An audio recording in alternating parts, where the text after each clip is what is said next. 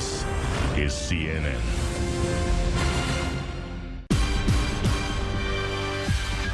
Bonjour, ici Hamlet Bikoyan pour le CNN. Nous allons revenir sur certains événements qui ont pu marquer San Andreas ces jours-ci. Tout d'abord avec les braquages des Pacific Bank, des piratages systémiques. On ne peut pas parler d'actualité sans parler des braquages récents des Pacifiques, celle de Los Santos ainsi que celle de Paleto Bay. Une violence incroyable qui a certainement choqué une bonne partie des citoyens. Voici les images. C'est dans la soirée du dimanche 16 février qu'un groupe habillé en kaki entre dans les Pacific Bank en felon blanche. Une trentaine d'agents de police sont arrivés sur place en quelques minutes, leur objectif étant d'éviter que ces braqueurs volent l'argent du contribuable. Manque de chance, ces ravisseurs sont très organisés. Il n'y avait pas moins de 10 otages pour éviter toute tentative d'assaut de la part de la police. Et comme nous le voyons ici, les ravisseurs utilisent des fusées éclairantes pour tromper les policiers et s'enfuir. Des dizaines et des dizaines de véhicules du LSPD les poursuivent. Après seulement quelques minutes de poursuite, les braqueurs de Los Santos sont rejoints par les braqueurs de Blaine County. Ils se retranchent alors dans les montagnes au nord de l'observatoire Galileo. Pris dans une impasse, ils n'avaient aucun échappatoire, du moins si l'on ne compte pas les deux cargo-bobs ainsi qu'un hélicoptère banal. A la suite de cela, le lieutenant 26 entre dans le côté de ses braqueurs pour discuter avec sa femme qui est prise alors en otage. Après plusieurs minutes, les ravisseurs rejettent des fusées éclairantes, puis ils montent dans les hélicoptères direction Blaine County. Toujours poursuivis par une trentaine de voitures, les hélicoptères tournent en rond.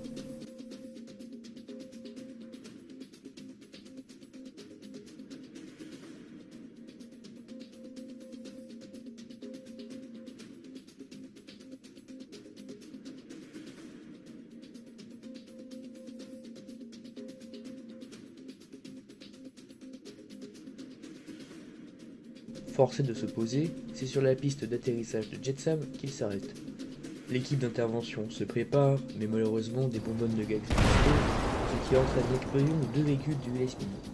Alors ça n'a pas manqué, plusieurs agents sont à terre à cause des brûlures et des débris. Le BCSO et le LSPD ne se déclenchent pas et interviennent donc dans ce hangar. Ils arrivent à neutraliser les suspects qui mourront de leurs blessures.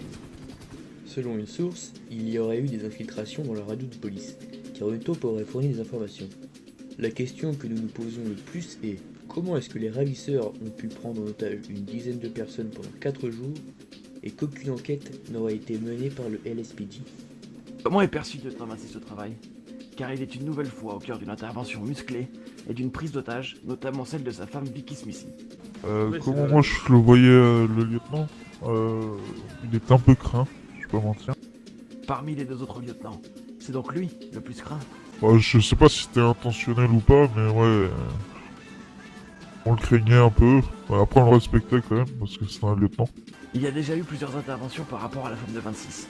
Comment entre collègues avez-vous réagi face à ça? Après je vais pas vous mentir, dans le service en lui-même, on n'en parlait pas du tout.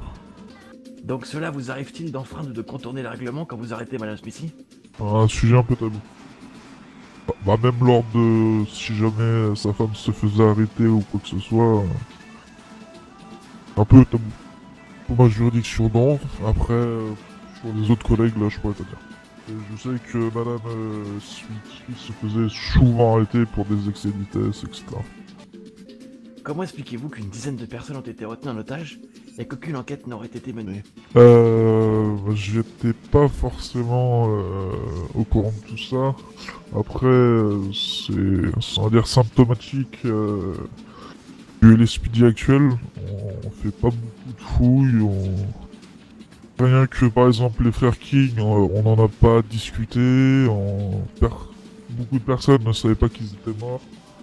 On a des morts sur les bras. On communique pas forcément dessus. Et ça peut effectivement énerver beaucoup de personnes. Est-ce que je peux tout à fait comprendre? Cet ancien agent de police nous a informé hors caméra que le LSPD avait pour ordre de ne divulguer aucune information au CNN et tout particulièrement au patron actuel. Où cela s'apparente à de la censure, l'état-major peut prendre alors toutes les décisions, cela est sûrement dû à l'absence de gouverneur déjà depuis quelques mois. Dans l'enregistrement suivant, nous allons entendre le témoignage de Madame Smithy. Tout Tout a commencé le 4 février, dans la nuit du 4 au 5. Je venais de quitter le lieutenant 26. Je suis allée au Burger Shot et il y avait Marcelo Leto et Valentino De Rossi, ainsi que plusieurs felons blanches. Je m'approche et leur demande s'ils avaient besoin de quelque chose. Monsieur De Rossi m'a dit de ne pas parler en radio si j'en avais une et m'a montré tous les véhicules blancs pour me faire comprendre de monter sans faire de bruit. Je suis alors montée avec Monsieur Leto et Monsieur De Rossi. Son but était de me séquestrer plusieurs jours. Je ne me souviens plus ce dont nous avions parlé, mais il était assez menaçant envers le lieutenant Long, moi-même, ainsi que la fille du lieutenant, Juliette. Il voulait bien me libérer, à condition de ne rien dire, sous peine de tuer Juliette, le lieutenant Long et moi-même. Il m'a laissé partir avec comme mission de lui ramener une radio de police et des informations que possédaient le LSPD et le BCSO sur la famille Leto. Je suis partie, je suis rentrée chez moi et j'ai pris la radio d'Aaron Long. Je suis partie au Burger Shot et j'ai vu Monsieur Marcelo Leto. Ils m'ont pris une commande et je leur ai donné la radio. Ils semblaient assez heureux à ce moment-là. Ils me demandaient d'être présente et en forme le dimanche 9 février, le jour où ils devaient partir. J'essaye d'avoir des informations auprès d'amis par rapport à eux, notamment à Désiré Arcane du PCSO, qui n'a rien souhaité me dire. On est le dimanche 9 février et nous sommes sur BC, à l'office de Paletto, avec le lieutenant Long et Désiré Arcane. Celui-ci me demande si j'ai des informations concernant les Leto devant le lieutenant. Aaron me demande pourquoi je voulais savoir ça, parce que j'ai refusé de dire dans un premier temps. Nous sommes partis de l'office et je lui ai tout avoué dans la voiture, à propos de la nuit où je n'étais pas là, où j'ai dit que j'étais à l'hôpital, et à propos de l'enlèvement de Monsieur Leto sur ma personne.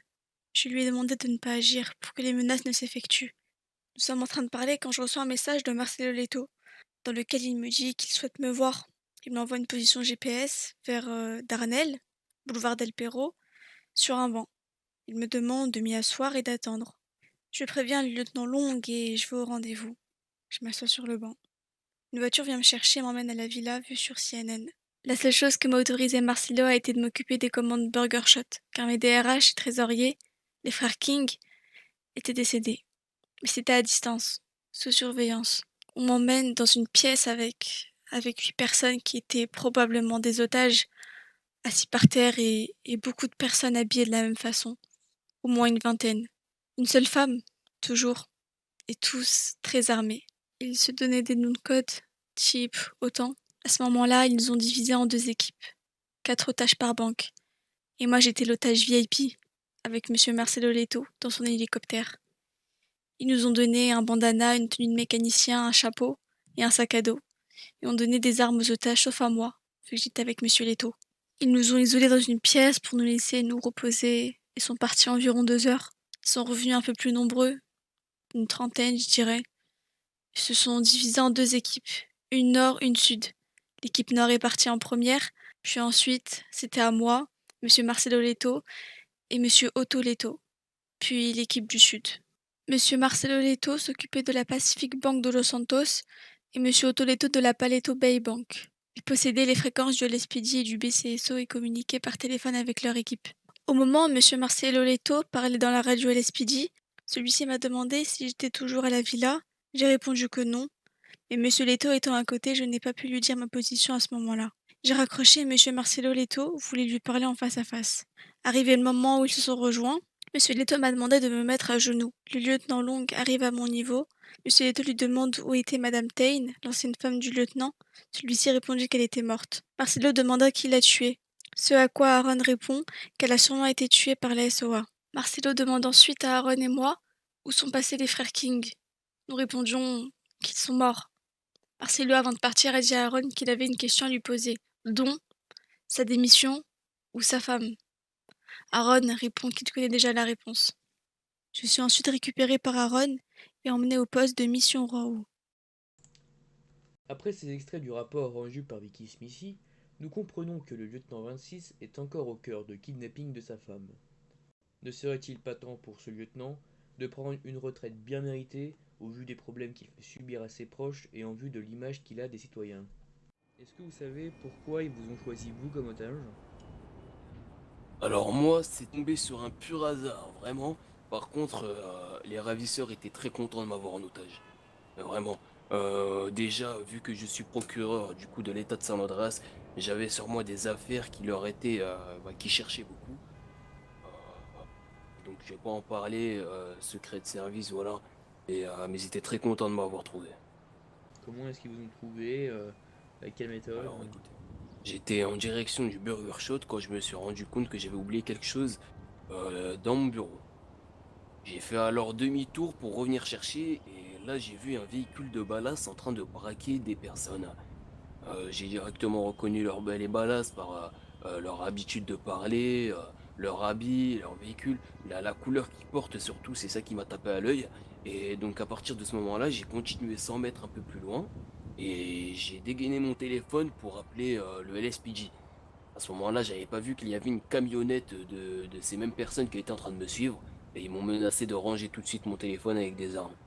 Ces mauvaises personnes, ces scélérats, m'ont clairement mis dans un coffre. Ils m'ont ramené ensuite dans un parking où là, ils m'avaient masqué et j'ai vagué, enfin, j'ai navigué de véhicule en véhicule jusqu'à me retrouver dans une cave où j'ai passé la nuit avec plusieurs autres otages apparemment.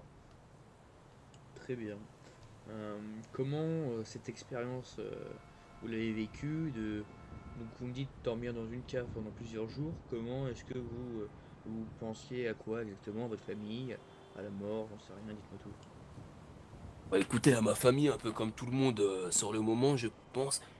De base, moi j'étais de passage sur Los Santos et je suis toujours que de passage. C'est juste histoire de bien me faire de l'argent pour alimenter mon projet et pour payer les médicaments à ma mère que je lui envoie souvent par les services de transport.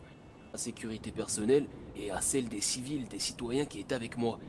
C'est vrai qu'on n'était pas, enfin j'étais pas seul, on était 9.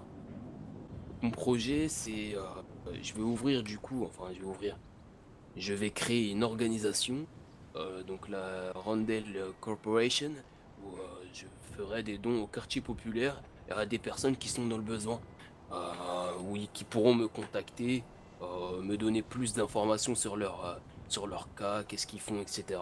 Et donc à partir de ce moment-là, c'est comme des prêts bancaires, sauf que moi, je me ferai rembourser que la moitié de ce que j'ai donné. C'est D'accord. un bénéfice de 50% à la personne en face pour alimenter ses projets ou autres. Vous avez entendu des conversations de ces braqueurs? Bah aucune. Faut savoir qu'ils nous parlaient à nous principalement, hein, et c'était singulier comme situation. Ils se parlaient pas entre eux et quand ils se parlaient vraiment c'était pour des informations sur nous ou où on allait ou des choses comme ça. Ils avaient des noms de code particuliers, c'était un peu les anciens noms de code que je donnais à mes enquêteurs quand j'en avais et donc ça m'a tapé à l'œil, voilà.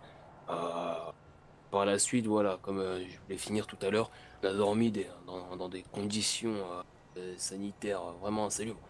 C'était, on a dormi dans une cave très humide et très sale. On mangeait de la nourriture fumée. Il y avait de la mousse sur mon pain, de la mousse verte. C'était dégueulasse. J'ai préféré ne pas manger et attendre le lendemain. Du coup, j'ai jeûné. Voilà, surtout nos conditions en fait au niveau du sommeil. On a dormi debout, les mains attachées au mur. Qui est pris en otage, vous avez entendu le mot Sacra Corona. Le mot Sacra Corona, non, je l'ai entendu, je l'ai nullement entendu. Par contre, j'ai la confirmation qu'ils étaient, que c'est eux du coup qui ont commandité ce braquage. Très bien, j'ai fini. Aux citoyens, oui, de faire très attention. Euh, et lorsqu'ils se confrontent du coup à une situation comme la mienne, passez vraiment inaperçu, roulez et faites comme si vous vous en fichiez. Et puis à quelques mètres, mais vraiment un peu plus loin, lorsque vous serez dans l'angle mort ou que vous serez voilà, que vous les voyez plus, ces personnes là, ces ravisseurs, pardon, n'hésitez surtout à appeler le LSPJ, le 911 du coup, 911. Je tiens aussi à dire pour toute personne qui souhaite faire comme ces braqueurs, récemment, des personnes ayant séquestré des individus, mais ayant fait aussi des assassinats, pardon, subi la peine capitale, donc la peine de mort. Elle peut retomber à tout moment, donc faites attention à vous. Passons désormais au récent piratage du CNN. Nous avons subi des attaques, nos réseaux étaient alors saturés. On ne pouvait rien publier, nos informaticiens en ont déduit qu'il s'agissait d'une attaque dite DDoS. Des vidéos et des messages signés Sacra Corona auraient été divulgués par l'un des chefs braqueurs. De courts extraits vidéo avec l'emplacement des attaques de banque ont été postés, suivis par une photo d'un emplacement. Nous nous y sommes rendus et nous pensons que c'était la villa de ce chef braqueur. Une interrogation demandant les actes de décès de Madame Tain et des frères King, une photo d'une bague avec comme légende. Toujours mieux quand on est accompagné, n'est-ce pas? Ces messages sous forme de chapitres sont quasiment toujours suivis par une horloge. Dans le chapitre 6, nous voyons des photos de Madame Vicky Smithy, femme du lieutenant 26. Une question est alors posée. Que choisis-tu? L'amour ou les balles? Tout cela finissant par l'hymne national italien.